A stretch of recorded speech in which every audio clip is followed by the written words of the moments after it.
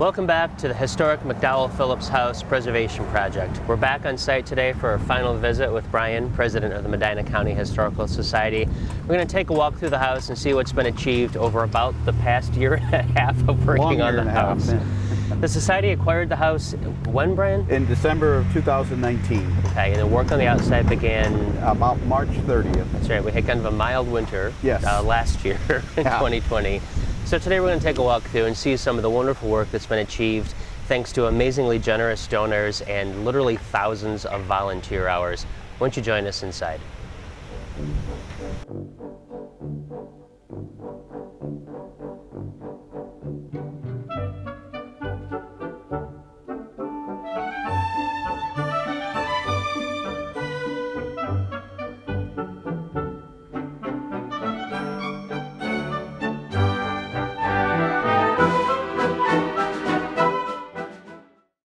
Finally back here inside the formal parlor, this room has gone through one of the, major transformations. It was a beautiful room before when it was a private home, but so much work has been done here to put in a period appropriate wallpaper, again that William Morris reproduction that really captures that essence of 1890.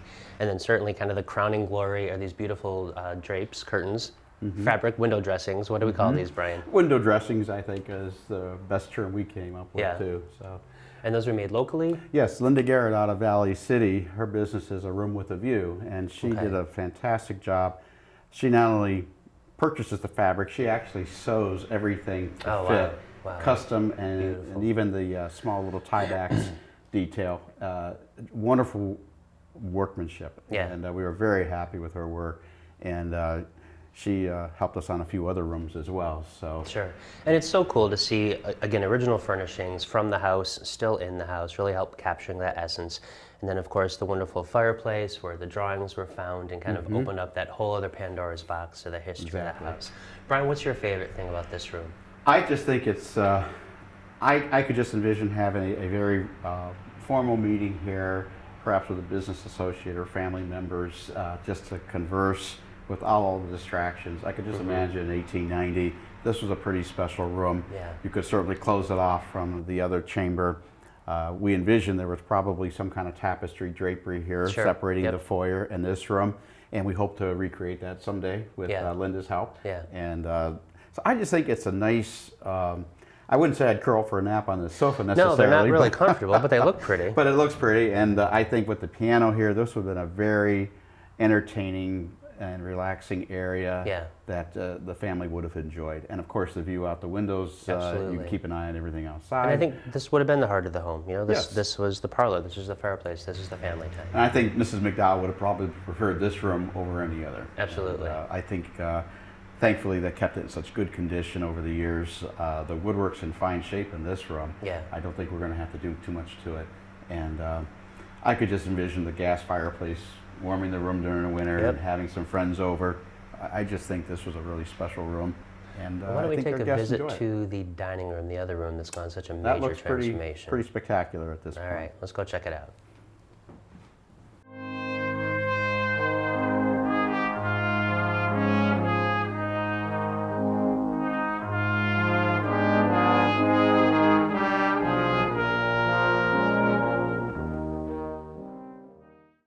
Welcome back to this beautiful dining room. This is also one of the rooms that's gone through a very major transformation, taking it back to what it originally would have looked like in around 1890. We have this beautiful reproduction wallpaper that was a little controversial when you guys first put it up.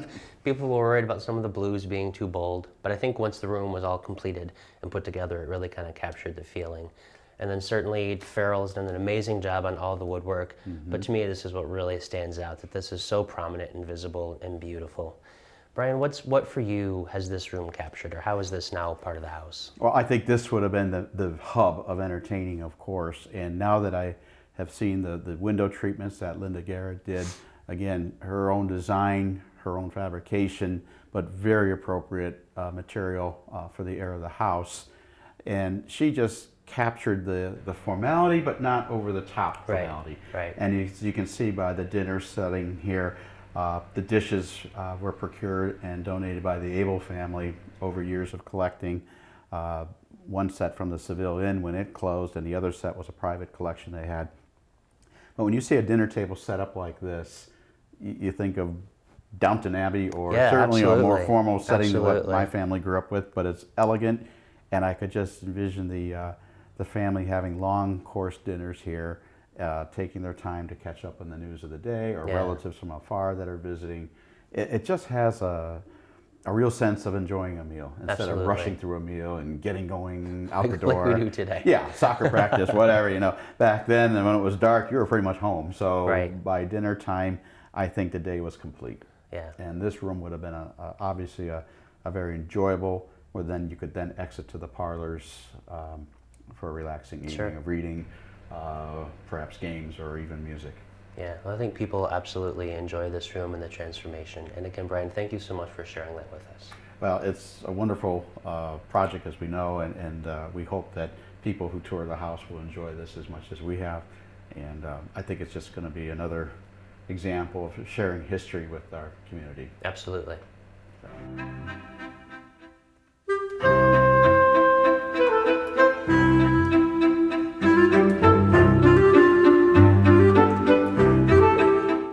One of the little jewel boxes of the home is what we believe to be McDowell's study, where he may have conducted business. They have this gorgeous arts and crafts fireplace that Farrell has restored, and then this really cool bookcase that how many times has been removed? 3 times installed? removed, so it sounds like a distant relative, but it found Yeah. its way back to its original location. So this was up in the attic. We've covered that a couple episodes ago, but then put back together, restored, and now is starting to receive artifacts from the family to again show the history and capture the history of the family.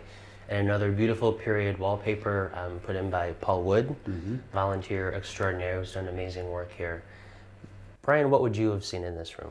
Well, the changes I saw most in this room, and people don't notice, the ceiling is very smooth with That's the true. elegant curves. This was Right. probably the worst ceiling in the house in terms of the repair needed.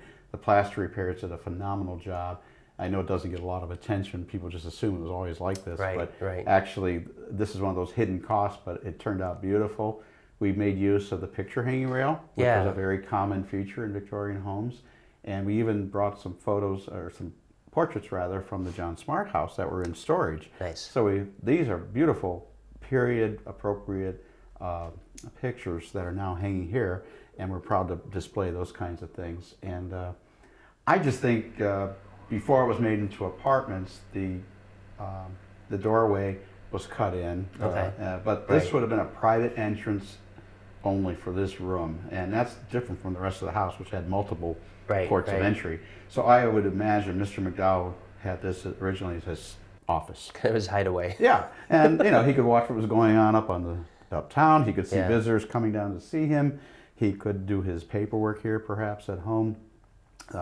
So this room, I think, had a lot of importance. Unfortunately, he passed 5 years after the house was complete.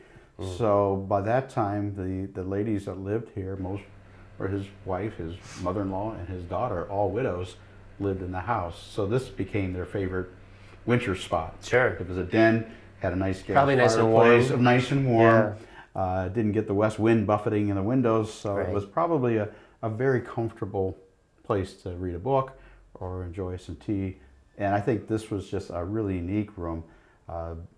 It was one of my favorites very early on, and when we saw the outcome of the fireplace, it really is a special room. Yeah, it is.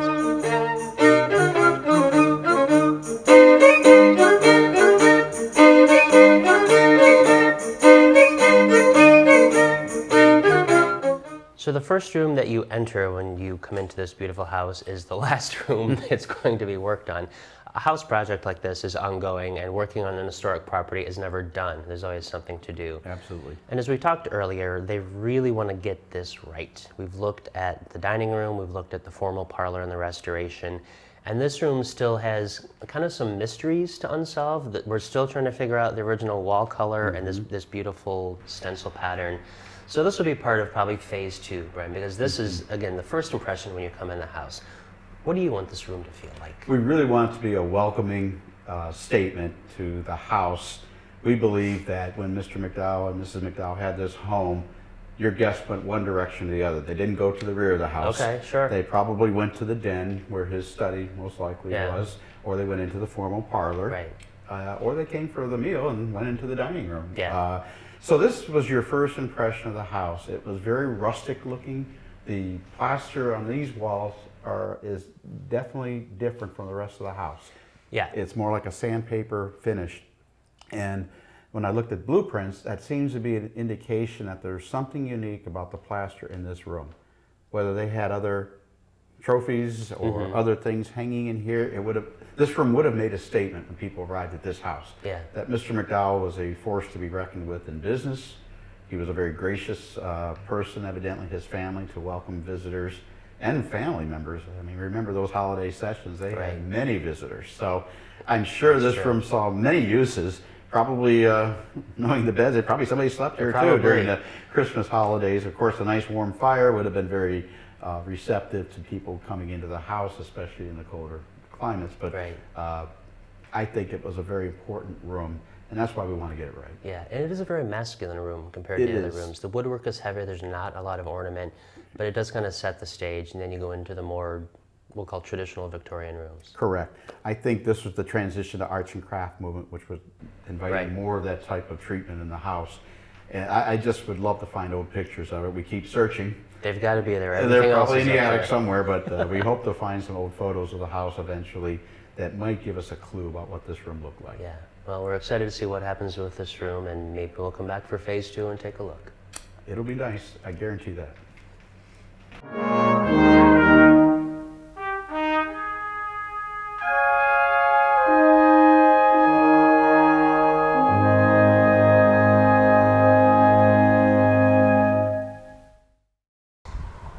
Thank you so much for joining us on this journey as we've documented the transition of the historic McDowell-Phillips house from a private home into a historic museum and a wonderful site. Brian, what has this meant to you as the Historical Society, but also personally? Well, I think personally, it's probably one of the biggest accomplishments I've had in my life. I've been very involved in this community for many years, but this particular project really brought home so many things I love about this community. Right. The support of Main Street Medina, the city administration, our contractors, our donors, and our members. They were so generous with their time and also their money, which made all this possible. Yeah, absolutely. And it's just been a great project that certainly challenged what I thought I had pretty decent management skills, but managing a huge project like this really required a great deal of time. And of course, Carol was there to help me all the way, and was very instrumental in helping on the financial side of things, keep all the books straight, investing our money so we get a little bit of return before we actually needed it, and then spent very wisely through this whole process. And studying our vendors, getting competitive bids, all the things you would normally do in a building project. Yeah. But it's a little different when you're working with a lot of volunteers and a nonprofit, but it was very rewarding. And you retired to take this on full time. I did. Some people questioned my sanity, but it was really, just the timing was right. Yeah, and I think when we looked at the scope of this house and what it was going to take, we knew that you just couldn't do it in the evenings or on the weekends and try to keep track of everything. Brian, what is one of your favorite things that you discovered in the house, going through layers of history? That's a tough one. Just the artifacts dating from the McDowell family, of course, all the books that H.G. Blake owned that were remaining in the house. Fascinating topics, the documentation of his time in Congress, and just the overall, I think the political memorabilia is fascinating. It's been amazing. This family was very involved in politics, both local as well as national. And the artifacts they left us are just truly amazing. Right. And I think it's part of the story that's still going to unfold as you're going through the attic and finding more trunks of books and letters and everything. We get lots of volunteers to go through the attic, but I said it has to be done in a nice systematic way. But we are keeping track of everything we discover, documenting it in the Past Perfect system, so we not only have a physical record, we have an electronic record. And it's just going to be a long process because of the amount of items. Still there? Yeah. Still there. As we're wrapping up phase 1, have you and the Historical Society achieved everything you've hoped so far? I believe so. Phase 1 was securing the property, the house, and the contents from any further deterioration. And that really proved to be time-consuming, but very important. Yeah. Phase 2 will take us to the next level of improving the property, parking, access to the hopefully the new event center here soon. That Right. people are already asking us, when can we rent the property? When can we hold an event here?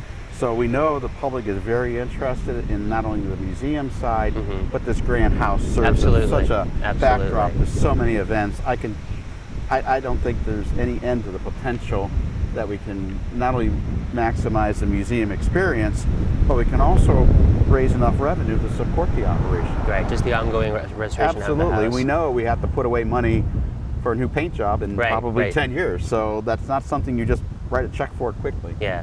So as we're closing out phase one, the museum will soon be open to the public. When can we expect that, and where can people get more information? Good question. Right now we're planning our first public open house July 15th. Okay, That'll be fantastic. a Thursday. That'll be like a noon to 4 because we want to give people a good experience. We may have to control the pace initially, but then as we go through the third and fourth quarter, we're probably going to have more Sunday open houses. Okay. And then the nice surprise is in December, this will be on the home tour along with the John Smart House. Oh, There's nice. 2 of the 4 homes the Community Design Committee is planning for the home tour. Yeah. So you're going to see these homes in all their festive glory. Absolutely. And I think people are going to be really excited to come through during the holidays.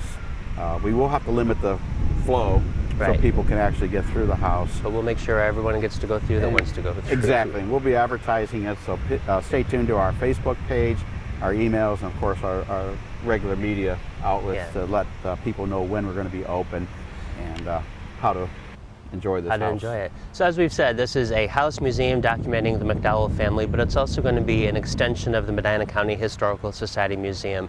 The second floor will be set up more with exhibits of pieces of history from around the county, and then certainly there's the wonderful and beautiful John Smart House on North Elmwood that kind of contains the bulk of the collection, and that's open to the public as well, correct? Absolutely. And we'll have that in open houses back to our normal first Sunday of the month from 1 to 4 schedule. Nice. And there's so much in that house too to see. It truly is, it's hard to get both of them in the same day. Yeah. So we probably will stagger the open houses at first until we really get our sea legs on conducting tours here and determining just how many people we truly need to protect the furnishings as well as greet our guests. Absolutely. So all in the works. Thank you so much for joining us on this journey. The county history dates back to the early 1800s, and the Medina County Historical Society has done a wonderful job of capturing that and presenting it. We hope that you'll come visit the historic McDowell-Phillips house and take a tour and learn more about Medina County, and also visit the John Smart House and see some of the beautiful artifacts.